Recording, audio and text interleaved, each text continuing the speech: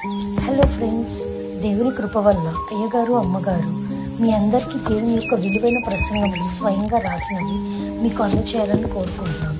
మా పుస్తకంలో సిలువ ధ్యాన ప్రసంగములు 83 ప్రసంగములు, క్రిస్మస్ ప్రసంగములు 50 ప్రసంగములు, బైబిల్లోని స్త్రీల ప్రసంగములు 72 ప్రసంగములు, మోషే సుఖోపవాస ప్రసంగములు 63 ప్రసంగములు. ఈ పుస్తకములు అయ్యగారు అమ్మగారు స్వయంగా రాసినవి మీ అందరికీ అందాలని కోరుకుంటున్నాము. మా పుస్తకములు కావాల్సిన వారు కాంటాక్ట్ అవ్వాల్సిన numbers: Bapatla reverend doctor P Jayapal గారు, phone number 9866412025. Guntur doctor P Prasadarao గారు, ఫోన్ నెంబర్ 9441368594 అండ్ 9705789407. మా పుస్తకంలో మీరు తీసుకొని చదివి ఆదరణ పొంది దేవుని మహిమపరచాలని కోరుకుంటున్నాము. Don't forget to like the video. Thank you.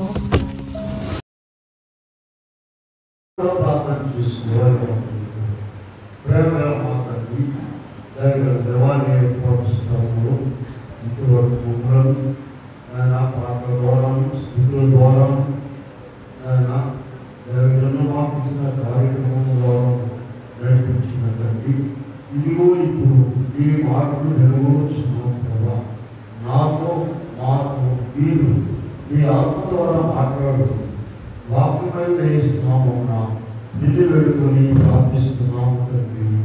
ఆమేన్. కూర్చుందాం. సిల్వలో నాకై కాచెను యేసు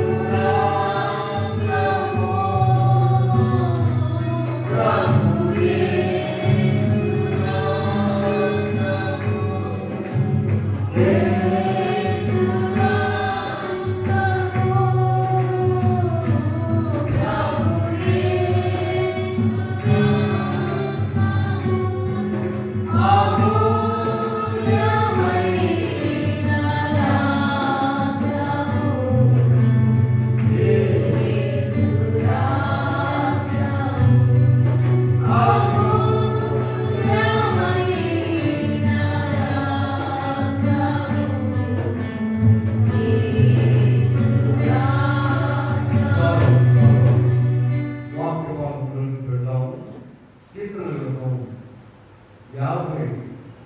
యాభై అధ్యాయంలో మనం 15, 16, 17 వచ్చినాము. 15 వచ్చి ఆపత్కాలమున మొరపెట్టు విడిపించెదను, మహిమపరచెదను, భక్తిహీనులకు సెలవిచ్చు, వివరించుటకు నీకేమి పని, వచించదవేమి, దిద్దుబాటు నీకు అసాధ్యము కదా. చాలు. ప్రియమైన దేవుని బిడ్డలారా, ప్రభు నామమున నాకు కోసం దేవుడు మీకు అనుగ్రహించునుగా. ఇక్కడ 2 విషయాలు కనబడుతున్నాయి. 15వ వచనంలో ఏం చెప్తున్నారంటే, ఆపత్కాలంలో నీవు నన్ను గురించి మొరపెట్టుము, నేను నిన్ను విడిపించెదను, నీవు నన్ను మహిమపరచెదను. భక్తి కలిగిన వారితో 15వ వచనంలో మాట్లాడు. భక్తిహీనులతో ఏం మాట్లాడుతున్నారు చూడండి.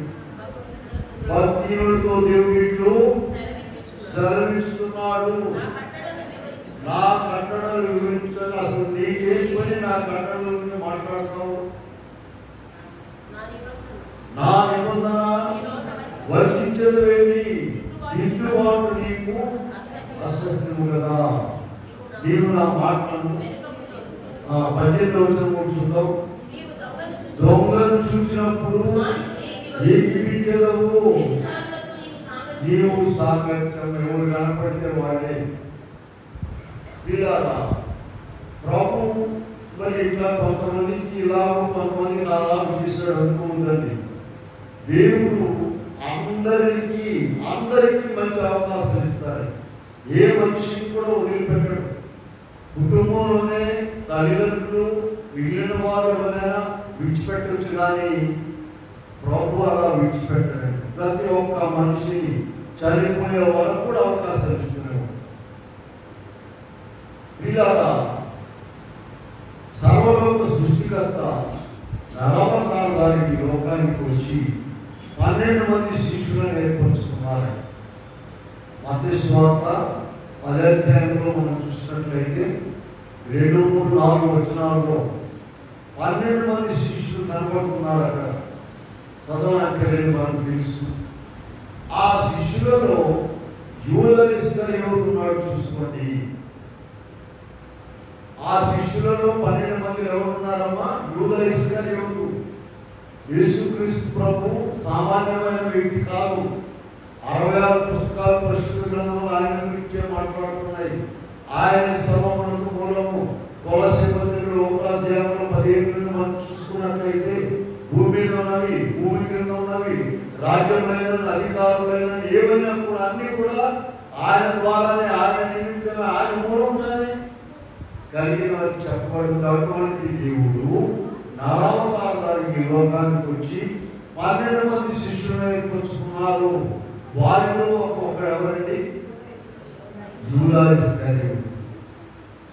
అయితే ఇతని గురించి ఎంతో కష్టమైన విషయాలు ప్రభు చెప్పారు.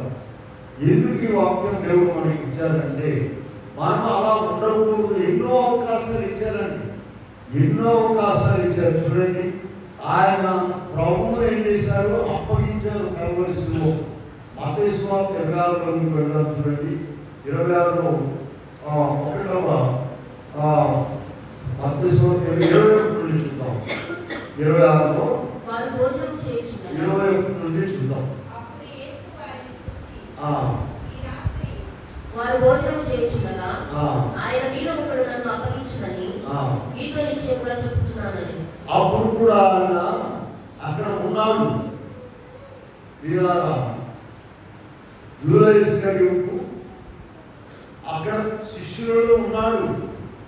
కానీ ప్రభువును అప్పగించడానికి ఎంతో ఆయన వ్యయ ప్రయాసం చేసినట్టుగా మనం చూస్తూ ఉన్నాం. చూడండి, ఇక్కడ మనం చూసినట్లయితే మత్తయి సువార్త 20వ అధ్యాయంలో ఉన్నాం కదా. మనము 24 నుండి చూద్దాం. మనిషి కుమారుడు రాయబడిన ప్రకారం ఆయన పోచున్నాడు, కానీ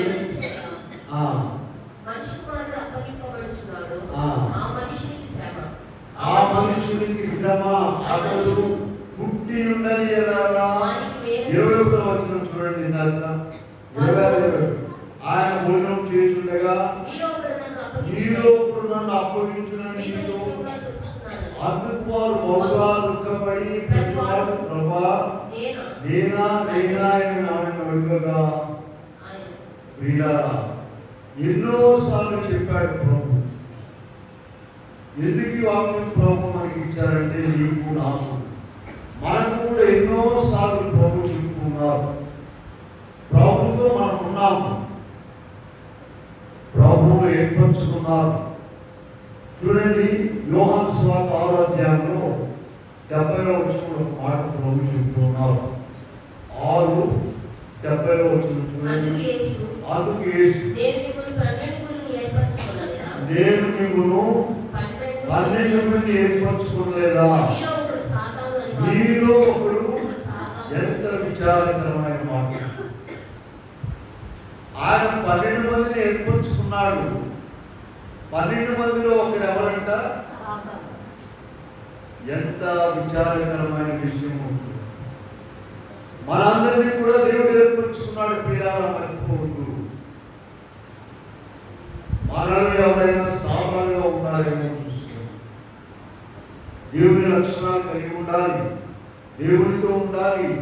పాటలు, మాటలు, అనుదినం ప్రార్థన, సహవాసము, సన్నిధి ఇవన్నీ కూడా ఉన్నప్పటికీ కూడా మనం చెప్పుకునేవి అన్నిటికన్నా అందరికన్నా ఎక్కువగా యూదా ఇస్కరియోతుకు ఉన్నాయి. ఇలా 22 అధ్యాయంలోకి వెళ్దాం. లూకాసు వార్త 22లో 3 నుండి చూద్దాం. 22లో 12 మంది శిష్యుల సంఖ్యలో చేరిన ఇస్కరియోతు అనబడిన యూదాలో సాతాను ప్రవేశించాడు. ఇలా సాతాను అందరిలో ప్రవేశించదండి. దానికి అనుకూలమైనటువంటి మనుషులు ఉంటారు. లోకంతో నుండి దేవుని వాక్యమే లోకం, అక్రమే వాక్యం. అందుకనే ఇందాక మనం చదివినటువంటి 50వ కీర్తనలో ప్రభు ఎంతో కష్టమైన మాటలు 16వ వచనంలో మాట్లాడుతున్నారు. భక్తిహీనులతో సెలవిస్తున్నాడు, నీకేమి పని? మనం ప్రభుత్వం ఉండి అలా ఉండకూడదు అనేటువంటిది ఆ 22:3 చూసినట్లయితే లూకాసు వార్తలో యూదాలో సాతాను ప్రవేశించారు కనుక వారు వెళ్ళి వారిని ఎలాగో అప్పగింపవలను అధిపతులతోనూ అందుకు వారు సంతోషించి వారికి ద్రవ్య సంబంధించి పీడాల ఏంటి వాళ్ళు ఆయన అప్పగించకపోతే ఈయన అప్పగించబడరా అనే సందేహం రావచ్చు. 1 నంబర్ 1 ఏంటంటే ఆయన సర్వశక్తిమంతుడు, ఆయన దగ్గరికి వెళ్తే ఆయన ముట్టుకుంటే ఏమైపోతామో అనేటువంటి భయము కల్వరిలో సిలువ వేసేటువంటి వారికి ఉన్నది. రెండో విషయం ఏంటంటే ఒక యూదా ఇస్కరియోతు తప్ప 11 మందికి కూడా ఆయన స్వరూపం వచ్చేసింది, ఆయన లక్షణాలు వచ్చేసాయి. ఇటు బాహ్యంగాను అంతరంగంలో కూడా అసలు యేసులో ఎవరు, పేతురు ఎవరు, యోహాను ఎవరు, యాకోబు ఎవరు గుర్తించలేరు. అన్యులు గుర్తించలేరు. అసలు వాళ్ళకు పీడ్స్ ఉంటారు చూసారా, వాళ్ళిద్దరిని ఈయనవరా ఆయనవరా. మాకు విజయవాడ ఒక పని ఉంటేను ఒక షాప్ దగ్గర క్రాప్ చేయించుకుని వెళ్ళాడు ఒక ఆయన. ఆ తమ్ముడు వచ్చాడు, ఈ చూసి ఏదైనా ఇప్పుడే చేశారు, ఇంకా 6 గంటల మరి క్రాప్ అయిపోయింది, మళ్ళీ నువ్వు వచ్చేవేంటి అని అంటున్నాడు. ఇక్కడ చూడండి, వారు యూదా ఎందుకు అప్పగించవలసి వచ్చిందంటే ఒకటి వారు దేవుని శక్తికి భయపడ్డారు, రెండవది 11 మందికి ఏ స్వరూపం వచ్చింది చెప్పండి, అక్షగా ఏసే స్వరూపం వచ్చింది. అయితే అప్పుడు కూడా ఆయన కాలం సమీపమై అప్పగించడానికి ఒప్పుకున్నాడు కనుక, సిలువ పడడానికి ఒప్పుకున్నాడు కనుక అతను యూదా ఇస్కరియోతు అప్పగించాడు. పిల్లరా ఎటువంటి ఇష్టమైనటువంటి చూడండి 12వ అధ్యాయంలో పెడతాం. యోహాను సువార్త 12వ అధ్యాయంలో మనం ప్రారంభం చూస్తే అక్కడ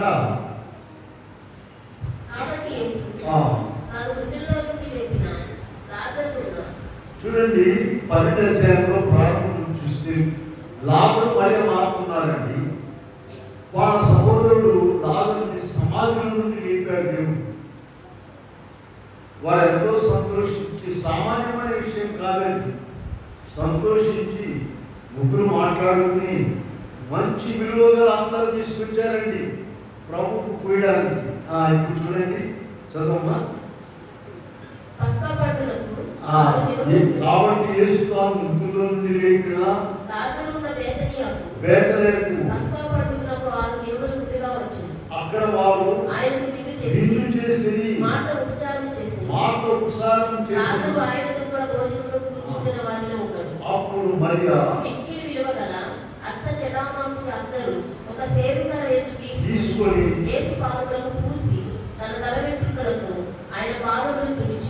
ఆయన శిష్యులలో ఒకరు అనగా ఆయన అప్పగింపనయ్యున్న ఇస్కరియోతు యూదా ఈ అక్కరెందుకు 300 చూడండి, ఈ ఆలోచన, ఈ పనులు, ఈ మాటలన్నీ కూడా సాతానుకి ఇష్టమైన మాటలని. ఎవరికి సన్మానం చేస్తున్నారు, ఎవరి పాదములకు నూనె రాశారు, ఆయన ఎవరు అనే దాన్ని గుర్తించలేకపోయారు.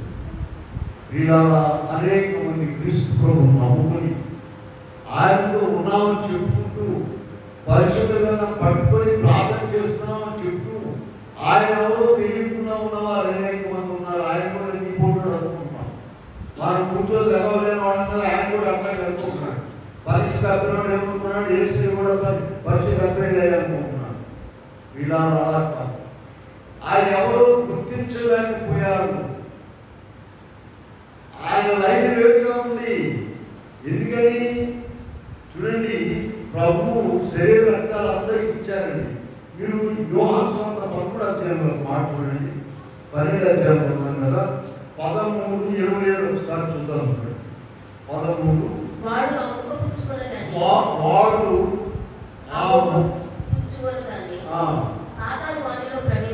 26 చదువు. అందుకు యేసు ముక్క ముంచి ఇచ్చేదను అని చెప్పి ఇస్కరియోతు యూదాకు ఇచ్చెను. ముక్క పుచ్చుకొనగానే ఏంటండి, ప్రభు ఇచ్చినటువంటి ఆహారం రొట్టె ముక్కని ఆయనకి ఇవ్వగానే ఏమైందంటమ్మా, మనలో ఉన్న సాతాను పోవాలి. అది పుచ్చుకోగానే సాతాను వీళ్ళ ఆలోచించాడు. మన మాటలు, పనులు, మన పద్ధతులు అసలు దేవుని శక్తిని గుర్తిస్తున్నామా? నీకు అనేకులకు లేని భాగ్యం దేవుడు ఇచ్చాడు, గ్రంథాలు ఇచ్చాడు. రమ్మని ఊళ్ళో వాళ్ళందరూ రావడానికి వీలేదండి. ఆ దేవుడా, ఈ దేవుడా, మా దేవుడా అనుకుంటా కాలం గడిపి అట్లాగే చచ్చిపోతున్నారు జనం. జీవముల దేవుడి బిడ్డలుగా ఉండేటువంటి ధన్యత దేవుడు నీకు ఇచ్చాడు. యూదా ఇస్కరియోతుకు ఇచ్చినటువంటి అవకాశం ప్రపంచంలో ఏ మానవుడు కూడా ఇవ్వలేదు దేవుడు. ఆయన శిష్యుడిగా ఉండడం అనేది సామాన్యమైన విషయం కాదండి. వీళ్ళారా ఆయన పరిచారకుడుగా ఉన్నాడు. యూదా పరిచారకుడికి 5 రొట్టెలు 2 చేపలను 5,000 మందికి పంచినప్పుడు, మరి 7 రొట్టెలు కొన్ని చిన్న చేపలు 4,000 మందికి పంచినప్పుడు ఆయన కూడా గంపలు తీసుకొని పనిచేశాడు. పరిచారకుడుగా ఉన్నాడు, బోధకుడుగా ఉన్నాడు. చూడండి, లూకా సువార్త 9వ అధ్యాయంలో మనం ప్రారంభం నుండి చూసినట్లయితే 9 ప్రారంభం నుండి ప్రభు 12 మంది శిష్యులను పిలిచి అధికారం ఇచ్చి అనుగ్రహించి దేవుని రాజ్యమును ప్రకటించుటకు, రోగులను స్వస్థపరచుటకు వారిని పంపారు. 12 మందిలో ఉన్నాడు ఈయన బోధకుడండి. బోధకుడు, సర్వలోక సృష్టికర్తకు శిష్యుడు, బోధకుడు, సేవకుడు, ఉద్యోగి. ఉద్యోగం అని ఉంది అక్కడ కీర్తన గ్రంథంలోకి వెళ్ళండి. కీర్తన గ్రంథంలో ఈయన బ్రతుకంతా ముందే రాసి పెట్టారు. 109వ అధ్యాయంలోకి వెళ్దాం చూడండి. కీర్తన గ్రంథంలో ఆయన పుట్టకముందే, యేసయ్య లోకానికి రాకముందే 109లో యూదా ఇస్కరియోతు గురించి 7వ వచనం నుంచి చూద్దాం. ఇంకా వారి మనస్సులోనికి దేవుడు నమ్మును, వారి ప్రార్థన పాపమగునుగాక, బుద్ధిమగునుగాక, వారి ఉద్యోగము వేరొకరు తీసుకునుగాక, వారి బిడ్డలు తండ్రి లేని వారిగా. పరిశుద్ధ గ్రంథమైన బైబిల్లో ఈ మాటలు వ్రాయబడ్డాయి. ఎలా ఉందో చూడండి. యూదా ఇస్కరియోతు పుట్టకముందే వారి భార్య, చదువుతున్నామా, వారి భార్య విధవరాలగునుగా, వారి బిడ్డలు దేశదిమ్మరులై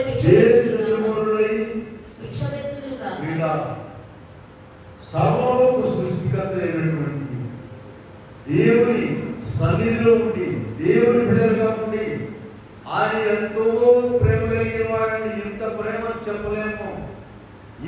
నీ ప్రేమ అందుకనే ఆయన యొక్క నిరీక్షణ ఉంచమని రాశారు. ఒక చిన్న వచనం పాడతాం. తల్లి తన బిడ్డను మరచినను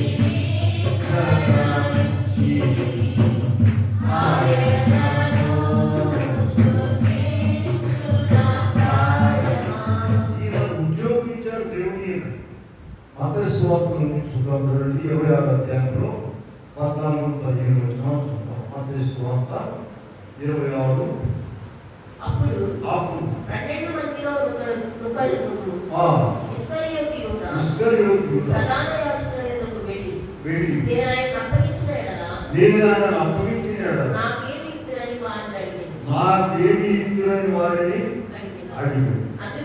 అందుకు వారు 30 వెండి నాణ్యములు తూచి సాతాను ఏం చేస్తుందంటే సాతాను నడిపించేవాడు. వాడు సాతానికి చాలా పేర్లు ఉన్నాయండి. ఇక్కడ ఇస్తుంది నేను రాసి పెట్టుకున్నాను. నాశన పుత్రుడు వాడు. వాడు ఒక పనిని ఒక అక్రమానికి పురిగొలుపుతాడు. అప్పగించే ఏముంది చూపెట్టేగా ఏముంది అది భయపడుతున్నారు. చూపించి 30 వెండి నాణ్యాలు 2000 సంవత్సరాల క్రితం సంగతి. 2 వెండి నాణ్యాలకి అక్కడ పాల్గొస్తారన్నమాట. ఎంత విలువ చూడండి. అప్పగించేదాకా ఫోన్ పెట్టింది. ఈయన చూపించింది. నీకు తెలుసు కదా ఆయనతో దీనికి రాకున్నావు కనుక చూపించి నీకేం వస్తాయి 30 వెండి నాణ్యాలు వస్తాయి. అప్పగించిన తర్వాత ఏం చేసిందో తెలుసా?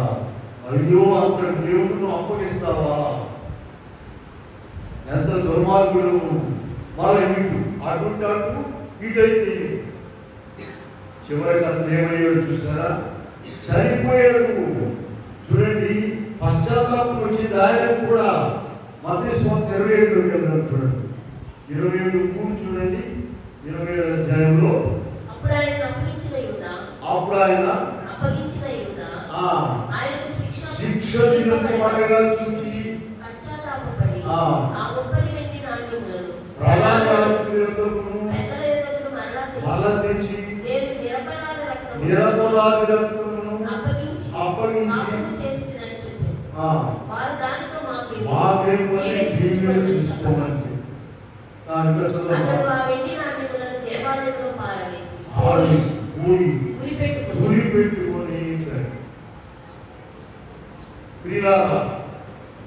పశ్చాత్తాపం వచ్చినది ఎప్పుడు?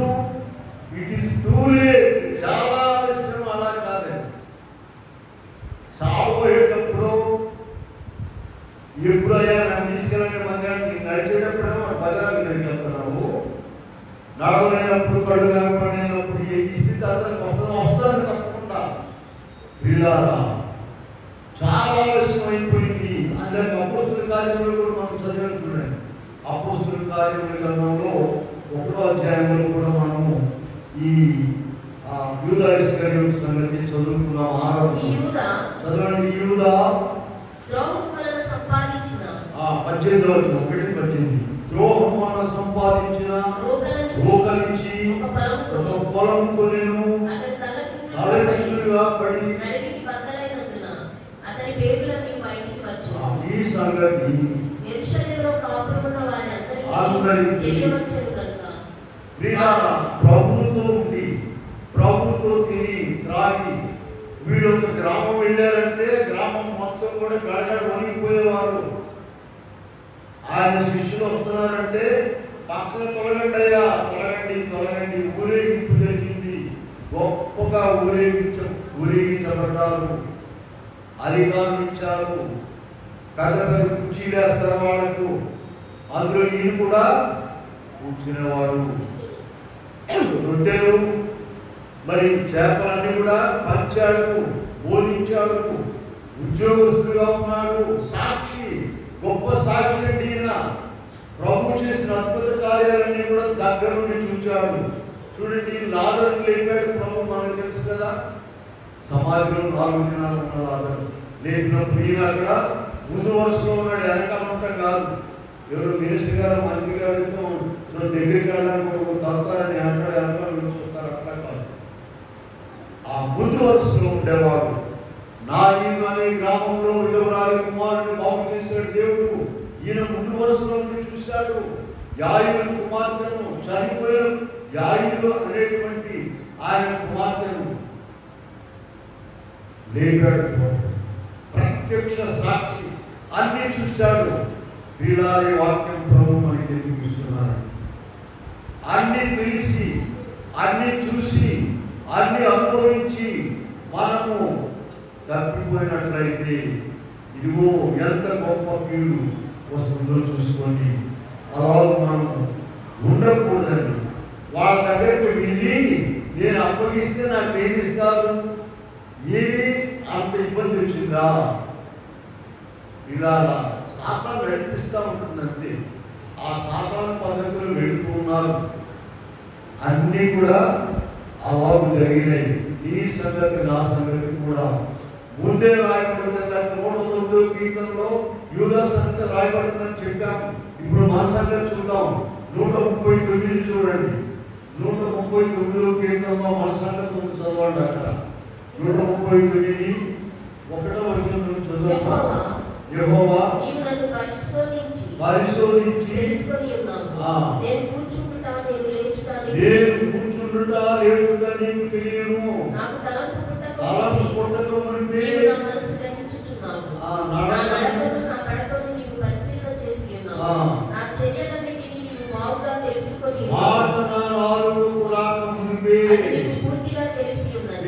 యూదా గురించి రాశారు.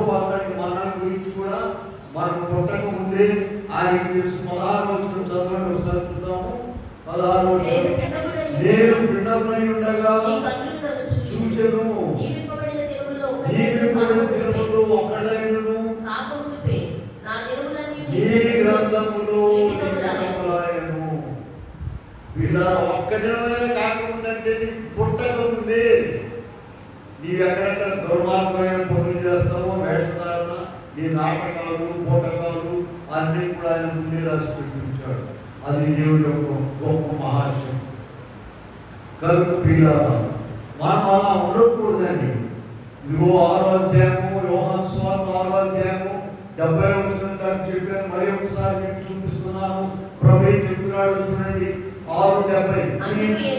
అందుకు యేసు నేను మిమ్మల్ని 12 ఏర్పరచుకోలేదా, మీలో ఒకడు. ఎంత ఘోరమైన మాట.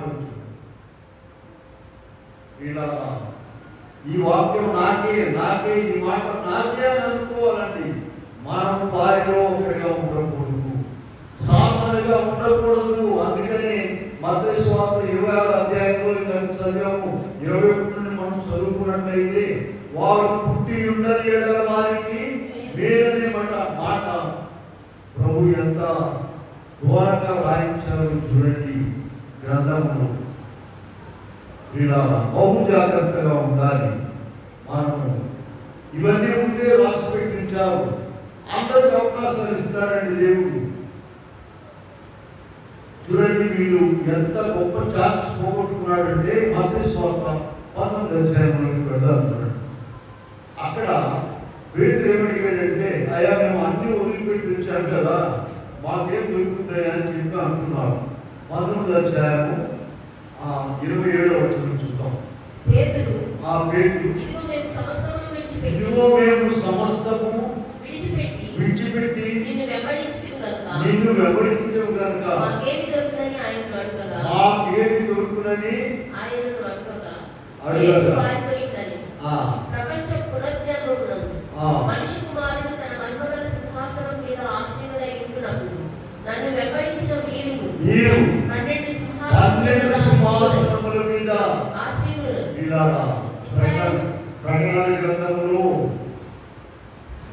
పరలోకంలో ప్రభు సింహాసనం దగ్గర 24 పెద్దలు ఉంటారని తెలుసు. మనకు ఉన్నాయి చాలా సమయం లేదు మనకు. చూడండి, 12 మంది ఏమో ఇశ్రాయేలు యొక్క పెద్దలు, యాకోబు సంతతి ఉన్నారు చూసారా, వాళ్ళు పాత్రమానులు, వాళ్ళు 12 మంది, అపోస్తలులు 12 మంది, మొత్తం కలిసి 24 పెద్దలు. ఎంత గొప్ప ఛాన్స్ చేరుకోగలుగుతున్నాడు చూడండి. ఆ 12 మంది ఎవరండి? కొత్త నిబంధనలో 12 మంది అపోస్తలులు, పాత నిబంధనలో ఉన్నటువంటి ఇశ్రాయేలు గోత్రకర్తలు 12 మంది కలిసి 24 పెద్దలుగా. ఇందాక 109లో ఒక మాట చదివాం కదా, వారి ఉద్యోగము వేరొకడు తీసుకున్నాను కాక.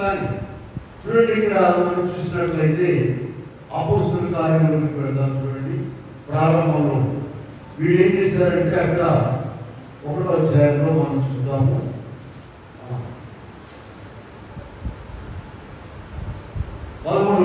వారు పట్టణంలో ప్రవేశించి తాము బస చేయించిన మేడగదిలోనికి ఎక్కిపోయి వారెవరనగా పేతురు, యోహాను, యాకోబు, ఆంద్రెయ, ఫిలిప్పు, తోమా, బర్తలోమయి, మత్తయి, అల్ఫయి కుమారులకు యాకోబు, జెలోతే అనబడిన సీమోను, యాకోబు కుమారులకు యూదా అనువారు.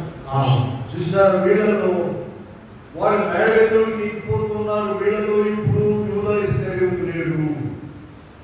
యూదా ఇస్కరియోతు అనేటువంటి ఆయన లేడు. కనుక ఇక్కడ చూడండి, 1వ అధ్యాయంలో ఉన్నాం మనము. 23 అప్పుడు వారు మారు పేరు గల బర్సబా అనబడిన యోసేపు, మత్తయి అని ఇద్దరిని నిలవబెట్టి ఇద్దరి ప్రార్థన చేసింది. అందరి హృదయంలో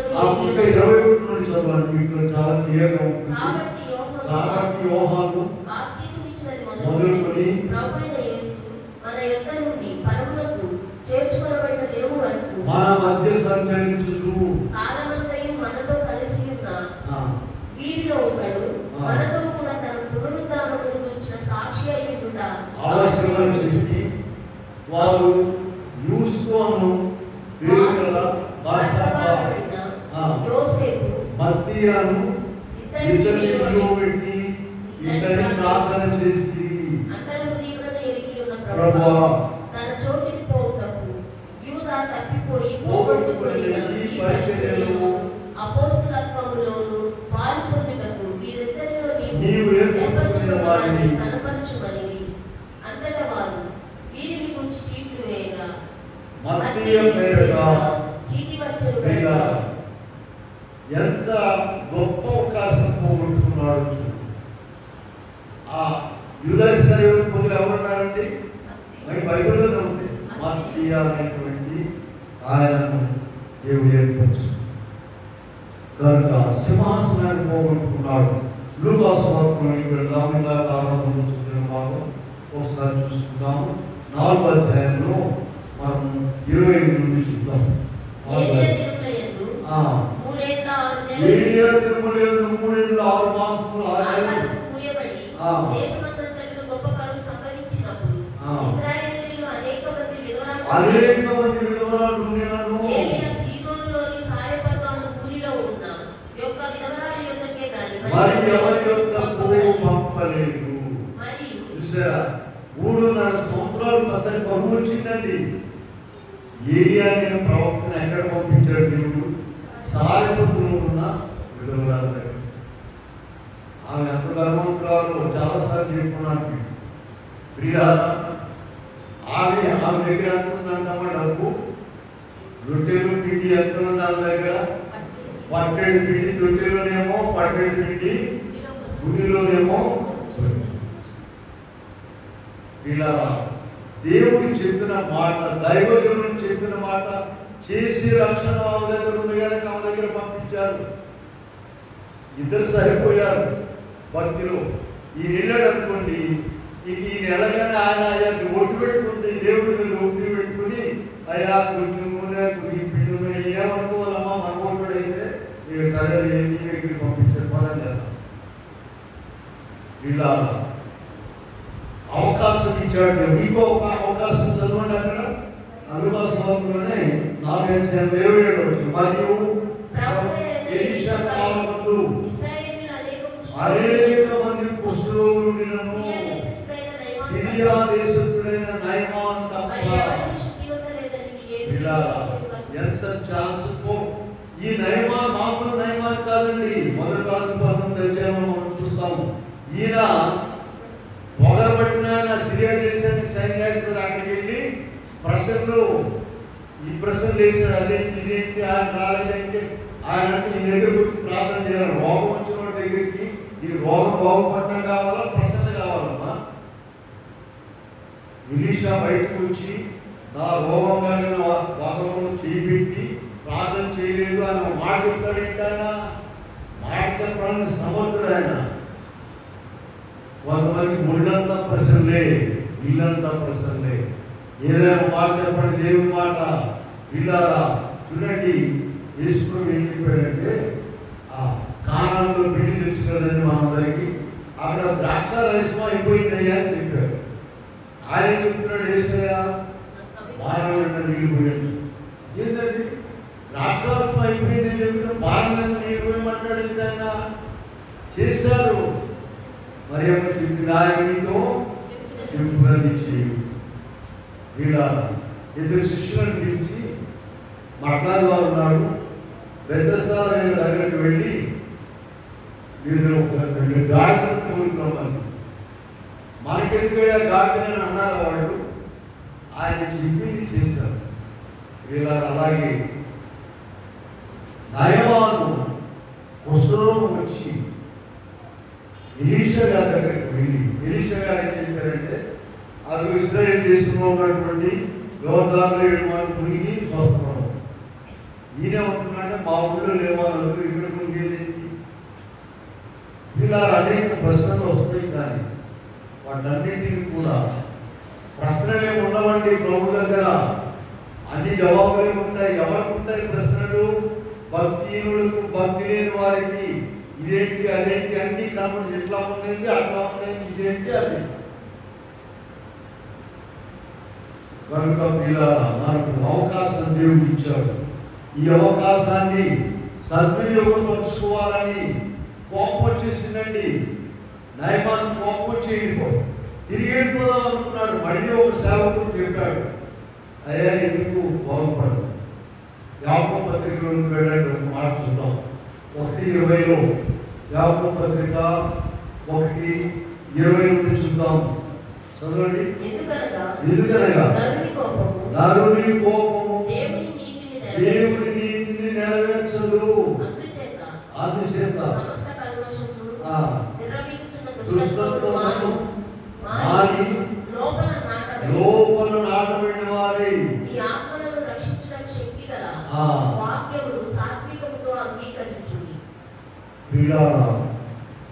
నరుని కోపము దేవుని నీతిని నెరవేర్చదు. జాగ్రత్తగా ఉన్నారు మనం ప్రభువులో ఉన్నవారు. అందుకనే భక్తులు ఏం చేశారంటే 1 దినం 2 దినాలు కాదండి, 40 దినాలు యేసుప్రభు వైపు కూడా ఉన్నారు. 40 దినాలు యేసుప్రభు మొక్క మీద ఉమ్మి వేశారు తెలుసా మీకందరికీ. కొరడాలతో కొట్టారు. నువ్వు దేవుడు వైపు దిగమన్నారు. అంత ఓర్పు, అంత సహనం, అంత గొప్ప మార్పు మనలో రావాలని 40 దినాలు పెట్టారు. యేసుక్రీస్తుని సిలువ ఎప్పుడు ధ్యానము చేయు ఆసాతో సోదరా మన దోషం పూర్ణగా పాపు ఈ సంతాప మరణ వ్యాసం పూర్తి సోదరా. లూకాసు వార్త 13వ అధ్యాయం ఒక మాట చూద్దాం. కూడా 13వ అధ్యాయం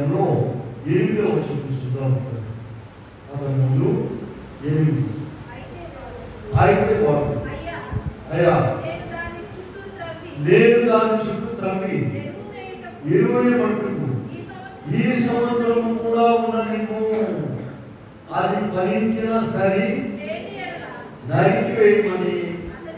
చూడండి, ఒక ద్రాక్ష తోటలో అందరూ చెప్తుందట. అది 8 సంవత్సరాలు ఉన్న కాపుకాయ కూడా. అందుకని ఆయన చూసేమన్నాడు, ఇదిగో 3 ఏళ్ల నుండి 7వ వచనం, నేను అందరూ చెట్టు పండుగలుస్తున్నాను కానీ దీనిని నరికివేయము అని చెప్తూ ఉన్నాడు తోట యజమాని. ఇదిగో తోటను కాపు కాసేటువంటి మనల్ని కాపు కాసే క్రీస్తుని చెప్తున్నాడంటే ఈ సంవత్సరం కూడా ఉన్నది చూద్దాము. ఏమైనా మార్పు చూద్దేమో, ప్రార్థన రావడంలో, ప్రార్థన చేయడంలో, ఆదివారం గుడికి రావడంలో, వాక్యం రాసుకోవడంలో, అబద్ధాలు ఆడకుండా ఏమైనా ఈ సంవత్సరం కూడా అవకాశం చూద్దాం ఉంటాయా? ఉంచు మన చేతిలో ఉన్నట్టు వాక్యం. యవనస్తులు మనకంటే చిన్నవాళ్ళు వెళ్ళిపోయారు, మనం సజీవులుగా ఉన్నామంటే ఆయన కృప, ఆయన దయ, జాలి, కనికరం తప్ప మరొకటి. కనుక నేను మార్పు చెందాలని శిష్యులుగా, ఆయన శిష్యుగా మనల్ని కూడా ఆయన శిష్యులుగా చేశాడండి దేవుడు. మీ వాక్యం వినిపిస్తాను చూడండి. మనం చూసినట్లయితే ప్రియమైన వాళ్ళారా, మనము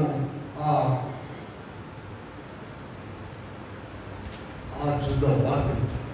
యోహాను సువార్త 8వ అధ్యాయము 30వ వచనం చూద్దాం.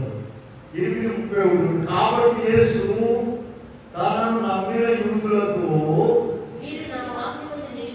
మీరు నా వాక్యమందు నిలిచిన వారైతే నిజముగా నాకు శిష్యులై ఉండురు. ఆయన వాక్యంలో నిలిచి ఉండాలి. ఆయన చెప్పేది చెప్తూ పోతుంటే నీ ఇష్టం నువ్వు చేసుకుంటూ పోతే ఆయన శిష్యుల్లో ఉండలేవు. నిజంగా మీరు నా వాక్యమందు నిలిచిన వారైతే మీరు నాకు శిష్యులై ఉంటారు. వాక్యం ఏం చెప్తుంది, దానికి సవరణలు మనం చేయకూడదండి. ఆయన ప్రార్థన చేశాడు, రాత్రంతా ఉదయం చేశాడు, తెల్లవారు చేశాడు, 2 పూటలు చేసుకుంటున్నారు. మాకెక్కడ కుదురుతుందంటే కుదురుంది. అక్కడ తీసుకెళ్ళిన తర్వాత నేను చీకట్లో కూర్చోవడం, అక్కడేమో ఒడ్డు తింటాము, అక్కడేమో ఉండదు కాడి ఊరి కూర్చున్నాడు తీర్పు తినవాడు. కనుక పిల్లారా, గొప్ప సింహాసనాన్ని యూదా పోగొట్టుకున్నాడు.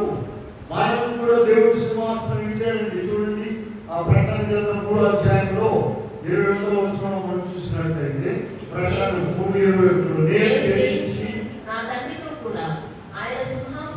కూర్చుని ఉన్నలాగున జయించువారిని నాతో కూడా. చూసారా, యూదా ఇస్కరియోతు సింహాసనం పోగొట్టుకున్నాడు. మనం కూడా ఆయన జయించినట్లయితే మనం కూడా సింహాసనం మీద కూర్చుంటాము. నేను జయించి నా తండ్రితో కూడా ఆయన సింహాసనం ముందు కూర్చుండేలాగున జయించు వారిని నాతో కూడా నా సింహాసనం ముందు. ఎంత గొప్ప ధన్యత అది పోగొట్టుకోకూడదు. అయితే ఇక్కడ అంత గట్టిగా, అంత నీతిగా వాక్యం ప్రకారం ఎవరు నడవలేరండి, నడవలేరు. నిజమే, నడుస్తారు. ఈ విషయం నేను చాలాసార్లు చెప్పాను. ఒక ప్రాబ్లం, సమస్యను ముందు పెట్టి ప్రసంగం ముగించకూడదు, దాని పరిష్కారం చెప్పాలి.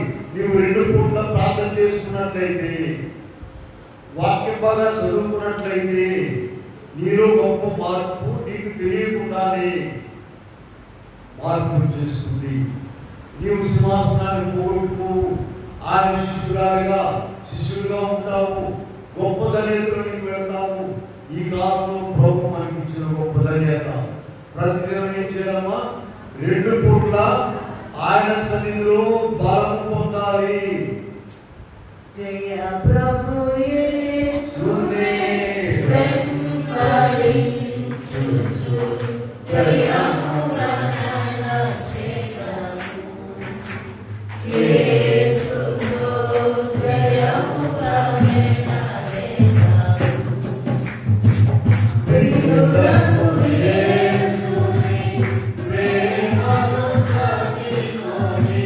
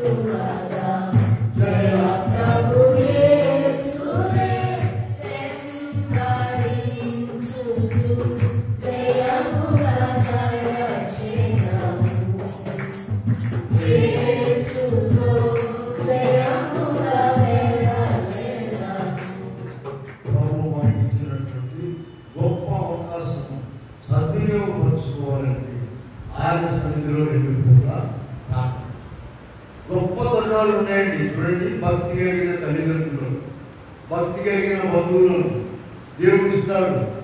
అసలు ఆయనే వచ్చేసాడు. యూదా ఇస్కరియోతు ఏమన్నా పనిచేసిందా?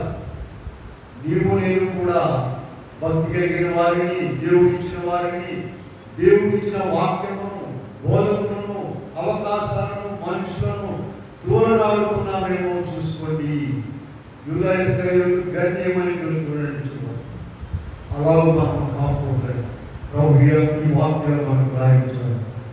అలా యూదా ఇస్కరియోతులాగా కాకుండా మిగిలిన 11 మంది శిష్యులాగా మనందరం కూడా ఆయన స్వరూపం, ఆయన కోరిక ధరించి ఆయన దానిలో ఏర్పాటు చేసిన పనులు రాజను చేరే ధన్యత ప్రభు మనకు అనుగ్రహించుగాక.